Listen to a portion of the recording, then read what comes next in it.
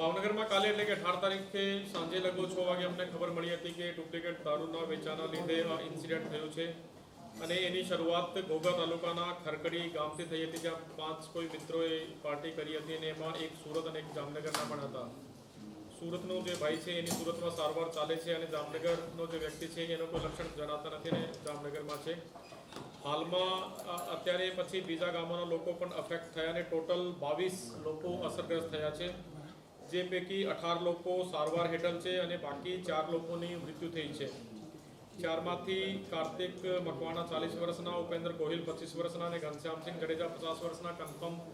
એનાથી જ મૃત્યુ પામ્યા છે અને બાકી એક નરેન્દ્ર યાદવ નામનું જે મોત છે તો એનાથી થયું છે કે નહીં આ થોડુંક શંકાસ્પદ છે. અમે લોકોએ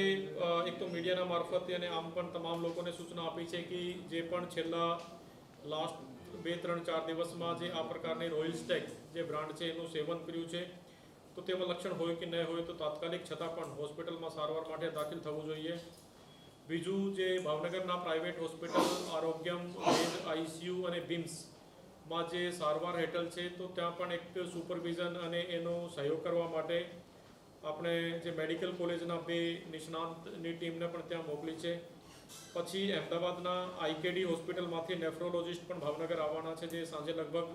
5:30-6 વાગે ભાવનગરમાં પહોંચી જશે અને પોલીસ પણ એ જે ગુનામાં જે કનેક્ટેડ છે 4 બુટલેગરની ધરપકડ એમાં કરી છે. અને જેમ હું તમને કીધું કે 18 લોકો સારવાર હેઠળ છે. આ 18 લોકોમાંથી ડૉક્ટરના જણાવ્યા પ્રમાણે 2 લોકો ક્રિટિકલ છે, 4 આઈસીયુમાં છે, 2 વેન્ટિલેટર ઉપર છે અને 10 દર્દી એવા છે જે કે સ્ટેબલ છે. અને અત્યારે પણ અમે લોકો મીન્સ કે તમામને અપીલ પણ કરીએ છીએ કે જે પણ છેલ્લા 3-4 દિવસમાં જે